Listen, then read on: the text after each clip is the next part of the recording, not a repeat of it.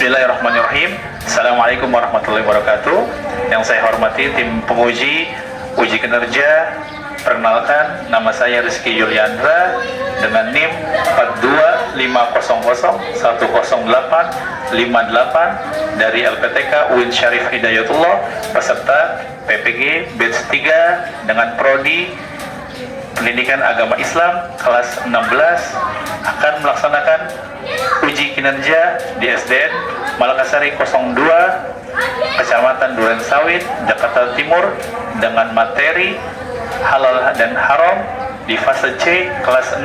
Selamat menyaksikan.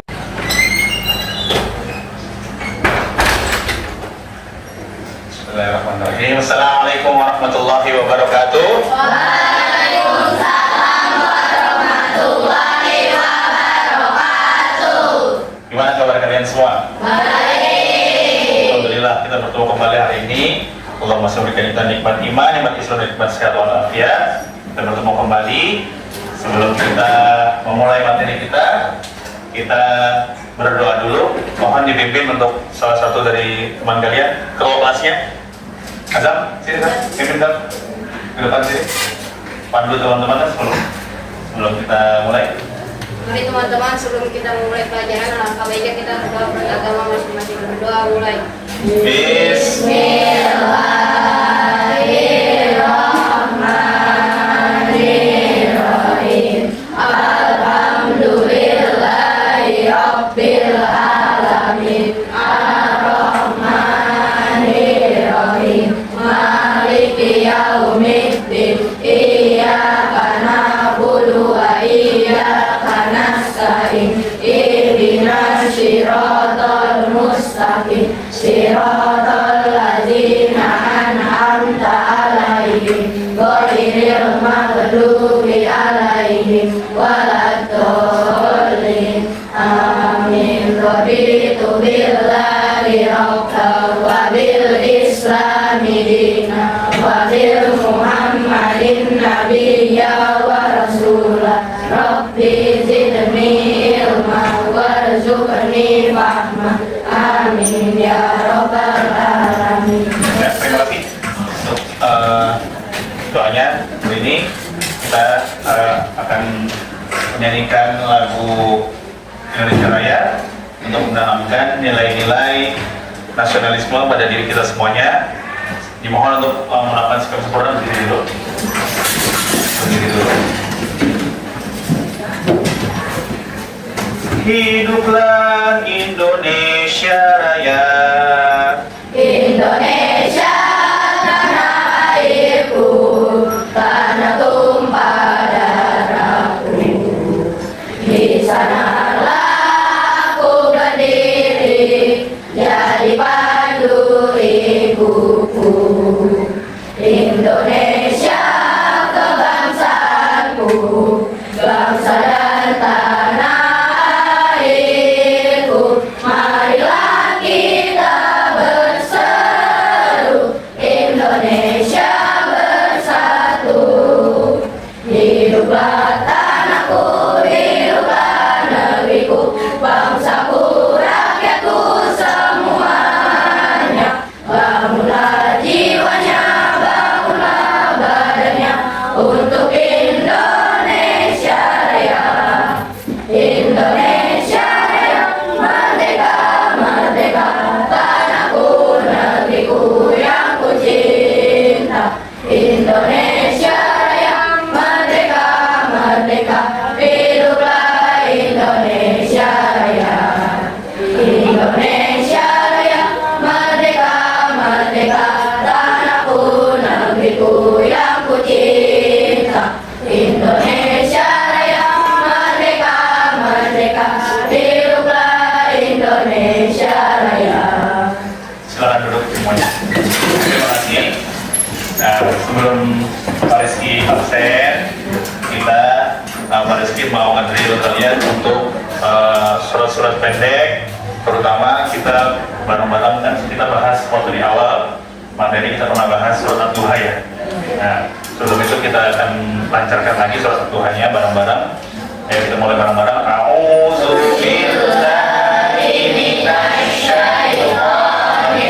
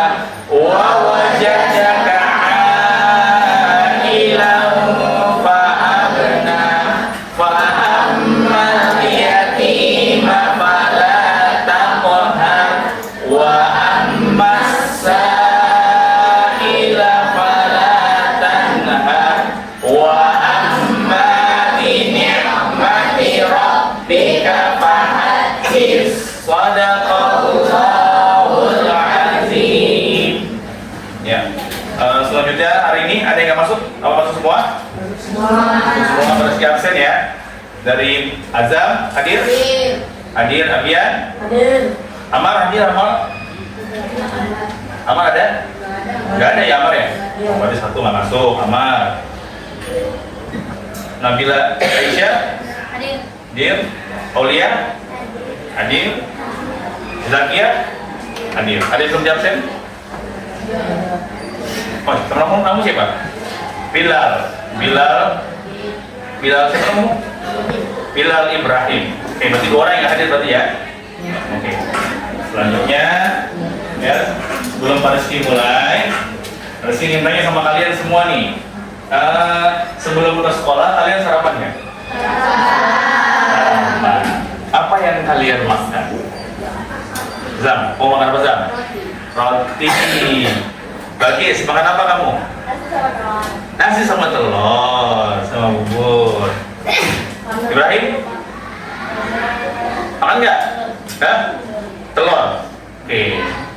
Nah, itu tadi sedikit sebelum kita masuk ke materi tentang hukum halal dan haram. Itu makanan yang kalian makan tadi itu ya sudah bisa dikategorikan halal haram belum? Halal belum? Halal belum? Halal belum? Hah? Hah? Halal nggak? Nah, kita akan saksikan atau kita akan lihat lebih dalam apa sih inti dari halal haram itu, apa sih yang dimaksud halal dan haram, kenapa dia bisa halal, kenapa dia bisa haram. Kita lihat ya, kita lihat dengan materi kita kali ini. Nah, tadi Pak Rizky sebelumnya sudah menanyakan sama kalian tentang sarapan. Sebelum kita masuk ke materi, kita ice breaking dulu, semoga kalian lebih fokus ya. Agar kalian lebih fokus, kita ice breaking dulu ya. Ayo, tepuk semangat.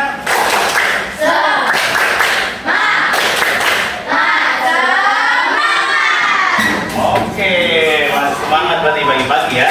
Nah, konsentrasi. Mulai. Oke, berarti sudah fokus nih ya.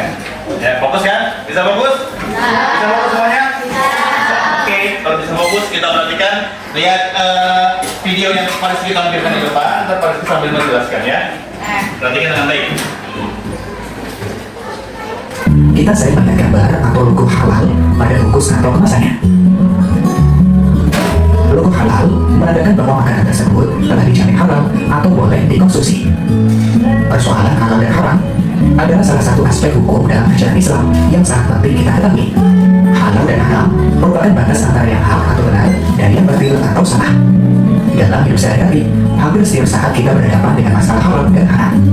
Maka menjadi kewajiban bagi kita umat muslim untuk mengetahui dengan bersungguh-sungguh belajar masalah halal dan haram.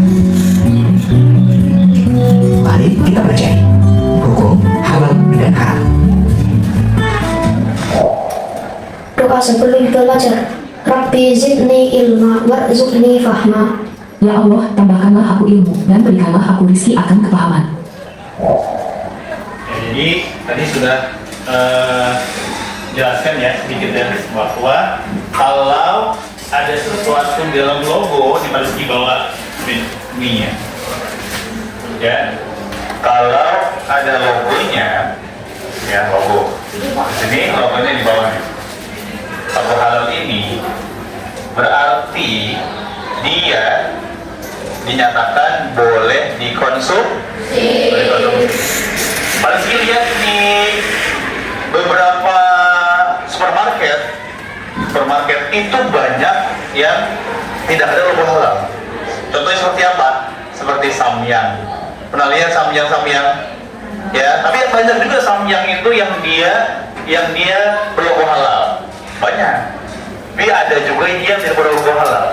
Kalau dia tidak berlogo halal berarti tidak aman untuk dikonsumsi. Ya, tadi sudah dijelaskan tuh ya, logonya ya. Oke. Nah, nanti kita akan bahas dari segi bahan pokoknya apa saja sih di dalamnya, ingredients, komposisinya apa aja sih, ya. Assalamualaikum warahmatullahi wabarakatuh. Definisi halal dan haram. Secara umum, halal Halal adalah segala sesuatu atau kegiatan yang diizinkan atau dibolehkan oleh syariat Islam untuk digunakan atau dilaksanakan. Sedangkan haram adalah sesuatu atau kegiatan yang tidak diizinkan, tidak dibolehkan, atau dilarang untuk digunakan atau dilaksanakan.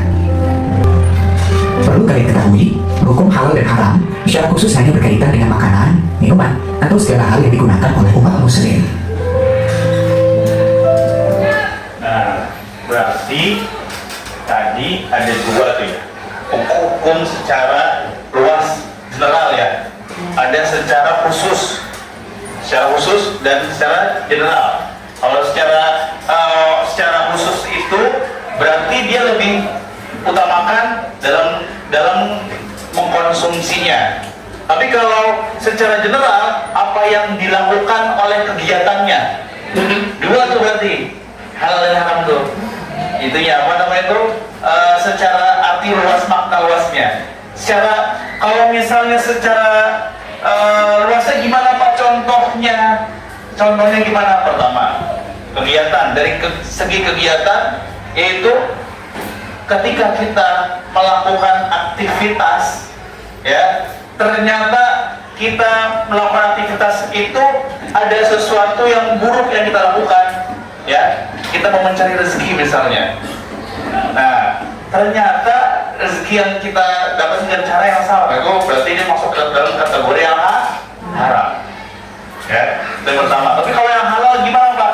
Dia kegiatannya dilakukan dengan secara normal. Misal contoh, ya dia mau masuk sekolah negeri, ya dia harus melakukan aktivitasnya berarti dari apa? Belajar dulu.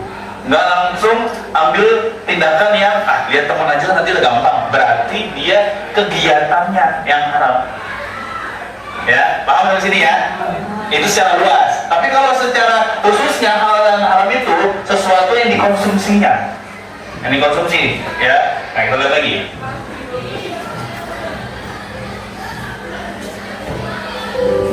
Dasar hukum halal dan haram. Yang pertama adalah Al-Quran. Al-Quran adalah sumber hukum utama dalam ajaran Islam. Segala yang dihalalkan dalam Al-Quran adalah pasti halalnya, dan segala hal yang diharamkan dalam Al-Quran maka sudah pasti haramnya. Allah berfirman, "Wahai orang-orang yang beriman, janganlah kamu mengharamkan apa yang baik yang telah dihalalkan Allah kepadamu, dan janganlah kamu melampaui batas. Sesungguhnya Allah tidak menyukai orang-orang yang melampaui batas." Quran Surat Al-Maidah ayat 87. Dasar hukum yang kedua adalah Al-Hadis. Al-Hadis atau As-Sunnah adalah perkataan atau sabda, perbuatan, ketetapan, dan persetujuan dari Nabi Muhammad SAW yang dijadikan landasan syariat Islam. Al-Hadis atau As-Sunnah merupakan sumber hukum yang kedua setelah kitab suci Al-Quran dalam menetapkan hukum dan peraturan agama, termasuk masalah halal dan haram. Al-Hadis atau Sunnah berfungsi menjelaskan hal-hal yang dimaksudkan oleh Al-Quran, menerangkan hukum-hukum yang tidak tersebut secara jelas dalam Al-Quran, dan merinci hal-hal yang dinyatakan secara umum di dalam Al-Quran. Allah berfirman, "Mereka kami utus dengan membawa keterangan-keterangan atau mukjizat dan kitab-kitab, dan kami turunkan Al-Dzikr atau Al-Quran kepadamu, agar engkau menerangkan kepada manusia apa yang telah diturunkan kepada mereka, dan agar mereka memikirkan." Quran Surat An-Nahl ayat 44. Dasar hukum Islam yang ketiga adalah ijtihad. Ijtihad adalah pengerahan segala upaya, pengetahuan, kemampuan, terutama kemampuan daya pikir yang dimiliki para mujtahid untuk menggali dan menemukan hukum-hukum syariat. Nah, siapa yang berhak melakukan ijtihad dan memberikan fatwa? Orang yang bisa melakukan ijtihad hanya para ulama yang memiliki syarat mujtahid. Di Indonesia, ulama yang tergabung dalam Majelis Ulama Indonesia yang bisa berijtihad dan memberi fatwa atas hal-hal yang dipertanyakan oleh masyarakat tentang boleh tidaknya sesuatu dalam hukum Islam. Fatwa ulama. Ya, sampai sini dulu biar kalian nggak bingung. Ya. Jadi dasar sumber hukum Islam itu apa tadi? Apa? Ada dua tuh. Dasar sumber hukum Islam. Al-Quran dan Hadis. Ya, Al-Quran itu yaitu ketetapan yang telah Allah berikan ya, melalui apa? Melalui firman-firman Allah. Tapi kalau hadis yaitu ketetapan yang dilakukan ya dengan perkataan, perbuatan yang dilakukan oleh Rasulullah Shallallahu Alaihi Wasallam. Dua itu sumbernya, sumber hukumnya cuma dua. Sumber hukum yang bisa menyatakan adanya halal dan haram. Terus tadi ada ijtihad Pak. Ijtihad itu apa? Ijtihad itu para ulama yang dimana dia berkonsentrasi dalam bidangnya untuk menentukan oh ini halal dan haram. Dia benar-benar mengupayakan dengan sungguh-sungguh ya agar para manusia ini atau hamba-hamba ini atau umat ini semuanya tidak tersesat dalam kesesatan. Makanya dia yang benar-benar melakukan eksperimen, seperti itu. Ya contoh misalnya isu yang paling kuat sekarang ini mengenai tentang tray dari MBG, tahu? Ini pasti ngambil isu yang kekinian ya. Tray dari MBG itu ya ternyata ada di dalam kandungannya ada dari hewan yang diharamkan. Ya, hewan diharamkan apa tuh? Ada babi dan anjing. Ya, tapi akhirnya para ulama Indonesia mencari tahu dengan dari mana sumbernya. Majelis Ulama Indonesia akhirnya mencari tahu ke Badan Pangan Obat Makanan ya atau BPOM namanya. Mereka mencari tahu untuk benar nggak ini dari halal dan haramnya. Ya, mereka tuh benar-benar supaya apa? Supaya kita semua itu tidak tersesatkan nantinya. Itu tugasnya yang tadi ijtihad ya, tugasnya.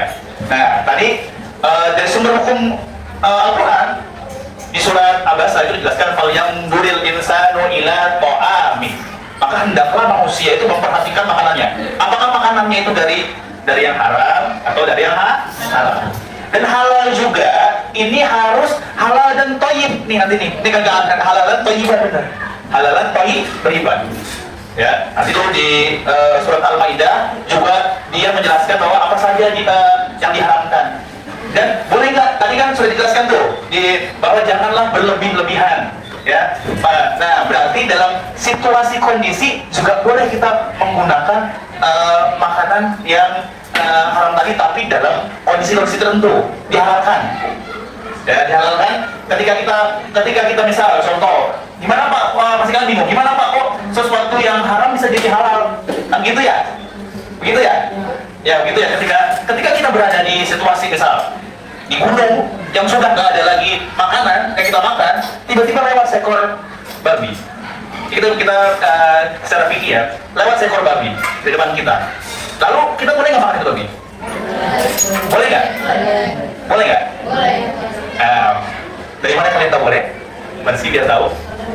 Ya? Dari mana Adam tahu boleh? Nah tadi sudah dijelaskan tuh bahwa tidak boleh berlebih-lebihan tadi. Dengan catatan tidak boleh berlebih-lebihan.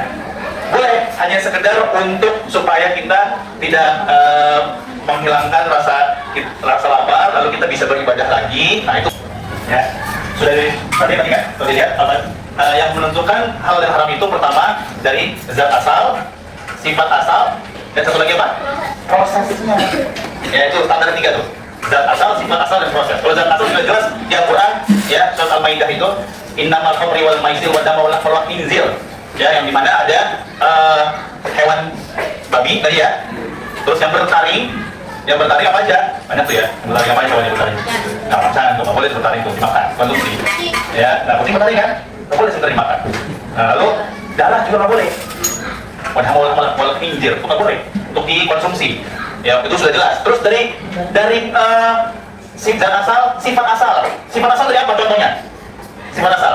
Misalnya contoh dia dari mendapatkan uang dengan cara judi terus dibagikan lagi, boleh nggak tuh? Ya, boleh nggak? Nggak boleh. Dia dapat dari judi banyak nih, terus dia mau bersedekah lagi ke orang lain, dibagikan lagi, boleh nggak? Nggak boleh, karena dari sesuatu yang haram, sesuatu yang tidak diperbolehkan, yang dilakukan tidak diperbolehkan. Dan yang ketiga dari proses. Proses ini dia ya melakukannya apakah menggunakan nama-nama Allah ketika menyembelih? Ya, kalau dia menggunakan nama Allah, Bismillahirrahmanirrahim, contoh, ya, lalu hewan ini disembelih, itu halal jadinya. Tapi ternyata hewan tersebut dia tidak menggunakan Bismillah, ya, nggak menggunakan Bismillah. Nah itu jadinya haram untuk dimakan, dikonsumsi. Terus sekarang Pak di kekinian itu gimana Pak? Karena kan banyak tempat-tempat pemotongan hewan yang memakai mesin, bener nggak? Bener nggak pakai mesin? Contohnya, misalnya sapi dimasukin ke dalam, berapa tinggal dipacking jadi daging gitu ya, daging. Nah itu gimana Pak? Kalau misalnya begitu, kalau ketika dia memencetkan alat tersebut menggunakan Bismillahirrahmanirrahim, nah berarti nanti dia sudah masuk dalam kategori haram. Tapi kalau dia ternyata memencet alat tersebut nggak memakai Bismillah, nah berarti hewan tersebut tidak layak untuk dikonsumsi. Terus pasti kalian berpikir, Pak ini gimana Pak kalau kita mau beli kita kan nggak tahu apa kita harus tanya. Kita berhusnuzon tadi sama yang ada di pasar. Berhusnuzon namanya kita berprasangka baik. Ya, semoga yang berjualan tersebut, ya, atau kalian kalau mau bertanya juga boleh. Tapi kadang-kadang kan kita bertanya kan suka gak enak ya, gak enak ya. Tapi kita berhusnuzon dengan baik kalau dia akan melakukan yaitu mengucapkan nama-nama Allah ketika menyembelih. Ya, nah, Pak Rizky ingin kalian berkelompok coba sebutkan contoh-contoh makanan halal haram itu 5 aja kita sebar. Bikin kita sebar. Halal 5, haram 5 coba. Kita sebar. Satu kelompok. Nah, nanti kalau selesai berikan Pak Rizky, ayo. 5 aja, 5. Halal 5, haramnya 5.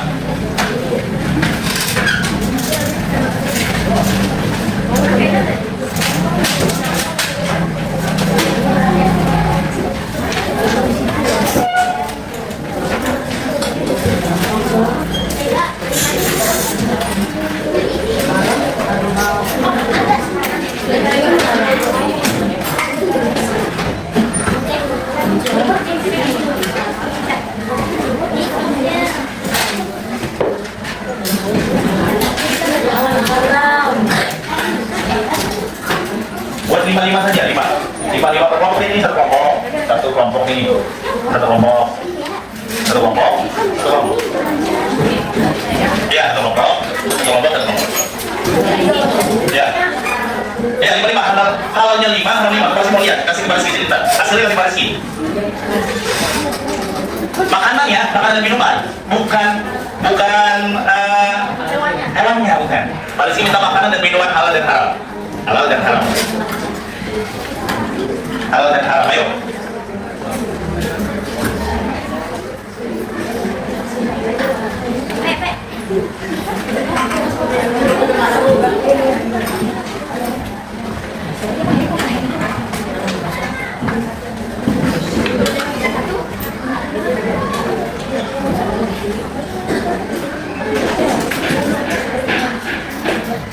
Halal 5, haram 5.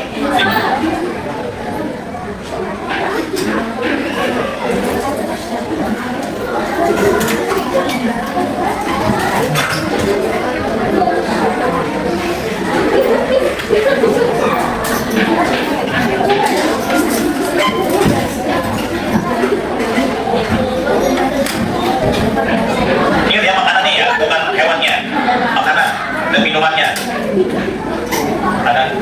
Makanan dan minuman yang halal dan yang haram. Iya, makanan dan minuman.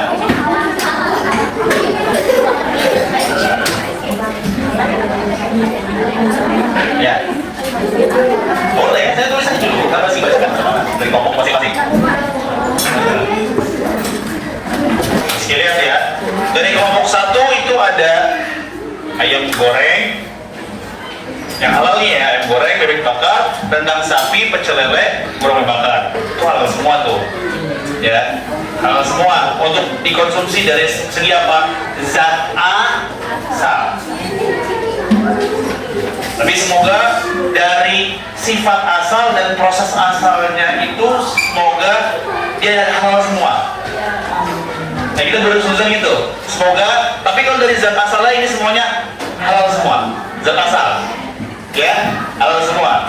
Terus yang haram itu ada babi guling, ya, minuman beralkohol, darah hewan, atau bakso tikus, sate daging anjing, itu udah jelas semuanya zat asalnya itu haram. Ya, itu sudah tidak boleh dikonsumsi, sudah jelas tuh. Kelompok 2 ini yang tadi ya. Ya, bukan yang mana dari kelompok 2? Oh, yang ini nih, ini ya. Kelompok 2, ayam goreng, ikan goreng, mie instan, nasi goreng, air mineral. Oke, air mineral boleh ya. Ini semuanya halal semua nih ya, halal semua, ada yang haram. Yang haramnya ada minuman beralkohol, babi guling, sate gagak. Sate gagak itu apa tuh? Pak Rizky baru tahu nih. Sate gagak berarti dia sate burung gagak maksud kamu?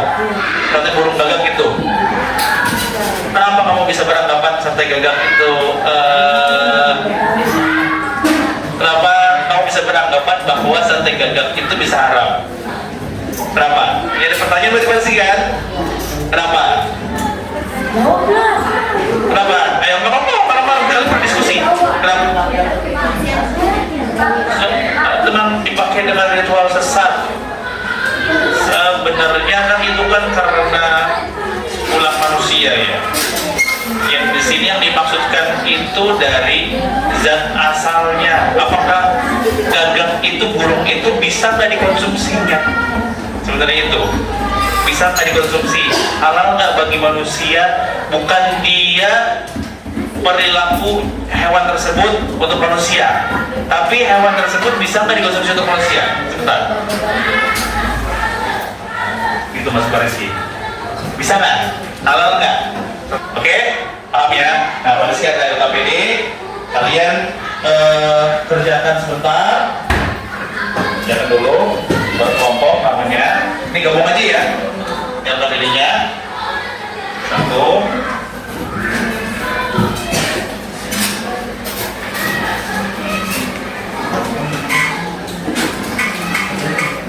Digabung di berkelompok lagi.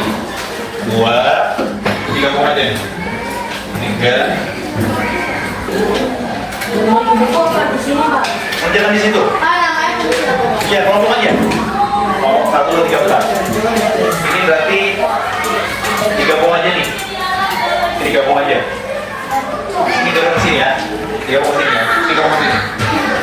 Ini kamu udah ada 1. Nah, kayak gini aja, ini sini sendiri, ini ngomongnya sendiri. Bisa ya? Bisa. Nah, banyak sendiri. Oke.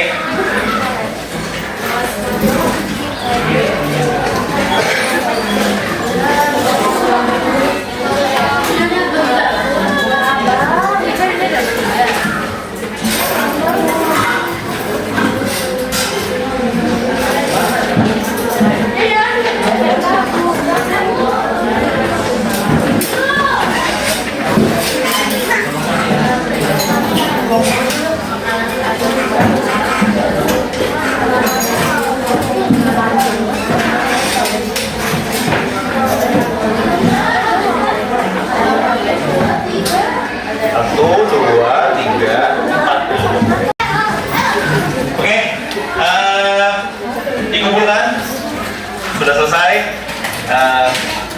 Nanti pada dilihat hasil dari diskusi kalian bersama kelompok.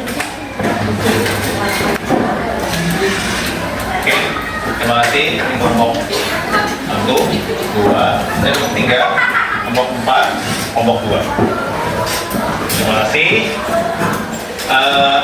Pada dasarnya, pada intinya, tujuan pembelajaran kita kali ini ya, agar kalian pertama mengerti apa yang dimaksud dari hukum halal dan haram. Yang kedua, kalian tahu apa saja yang dihalalkan dan diharamkan.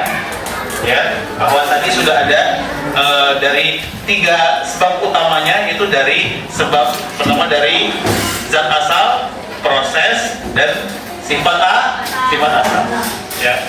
Nah, pada itu selesai sudah untuk pembelajaran kita kali ini. Pak Rizky, mohon nanti kalian di rumah ya, kalau kalian ke supermarket, ke pasar, atau tempat belanja manapun, kalian lihat di kemasannya ada logo halal atau tidak. Bisa? Bisa? Oke. Nah, Pak Rizky akhiri untuk pembelajaran kali ini. Pak Rizky mohon maaf kalau ada salah kata.